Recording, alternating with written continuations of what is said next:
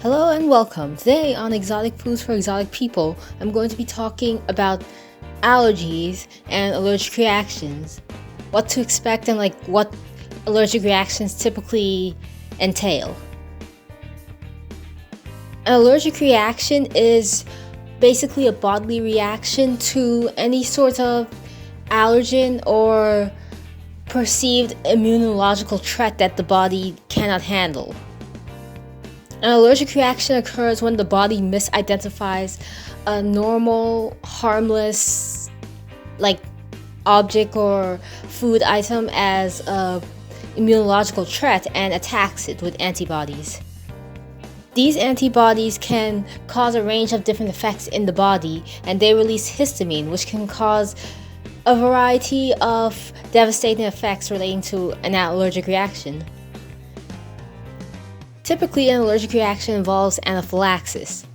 This is when the body's immune system goes into overdrive and basically starts to close off the airways, the nasal passages, etc. So you might find it harder to breathe, you might feel your throat closing up, you might feel a variety of different effects, confusion, agitation. This would all be related to an allergen. Most times anaphylaxis can occur with food, although it also can occur with non-food items. Usually a person who interacts with their allergen or tastes their allergen will know that something is up immediately, but this isn't always the case. Sometimes a reaction can be delayed, sometimes it can take a couple of hours, maybe even a day before a reaction occurs, and when it does occur, it can be life-threatening. When it comes to allergic reactions, they can occur once or multiple times. Reactions that occur multiple times are biphasic reactions, and basically this means even after treating the initial allergic reaction and the initial anaphylaxis, your body can recover and react again hours or days later. This is why an EpiPen or some kind of antihistamine medication is always recommended, and it's something you should always keep near you. And this is also why you are sort of encouraged to go see an allergist if you suspect you have an allergic reaction. However, there are also subtle and minor effects that can also occur when ingesting or interacting with an allergen. Although these tend to be more along the lines of intolerances, they are still serious because an intolerance can easily develop into an allergy if stimulated and provoked enough. For example, if you eat something your body is intolerant to, you might experience nausea, diarrhea, you might just vomit that food up immediately. However, these reactions tend to be a bit different when compared to average, typical, everyday reactions when someone eats something they don't agree with. An allergic reaction that involves vomiting and diarrhea can go on for hours. You might throw up more than just the food. Your body might be trying to expel every single bit of it. It is a much more serious condition than just something you ate that didn't agree with you. Alongside this, there are also mental changes that can occur when you're having an allergic reaction. Some people who have allergic reactions get confused, they get dizzy, they might not be able to stand up properly, they might experience the room as if it was in constant motion. Some people might experience persistent feelings of deja vu. Others may find that their brain is foggy, that they can't think clearly, that the only thing they really have energy for is sleeping and waking up and doing minor stuff. An allergic reaction can suck the energy out of you and the life out of you, and it can cause your brain to react poorly.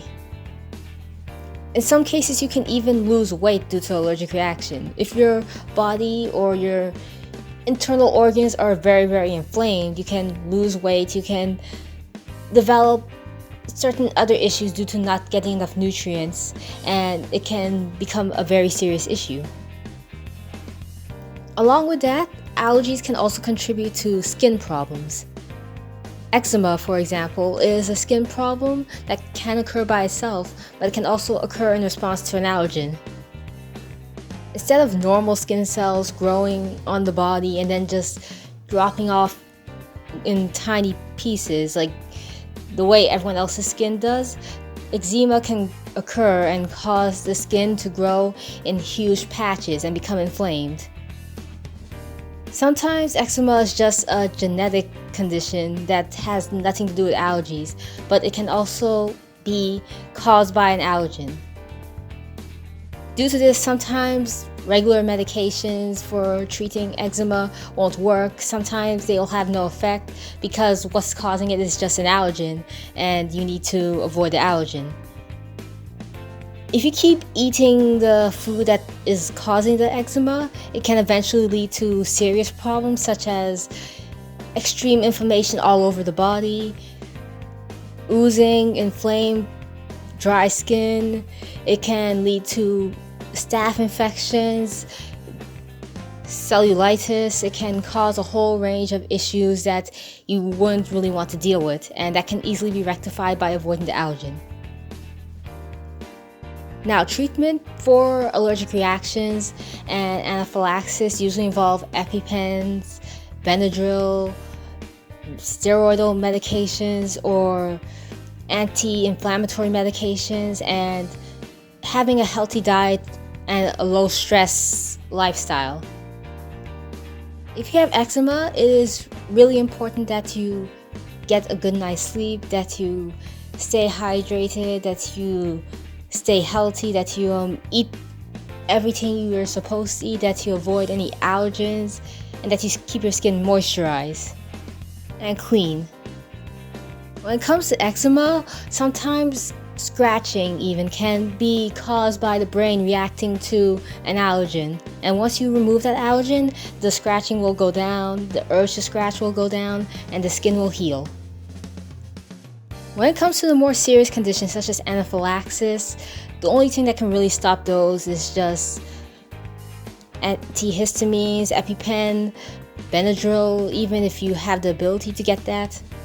And you should see an allergist and consult a specialist who deals with allergies, so like you can get the proper medical treatment and medical attention. If left untreated, anaphylaxis will almost always lead to death because the throat will close up and you won't be able to breathe. So it is important that you get the proper medical care you deserve and require. As a final note, be aware that allergies aren't forever.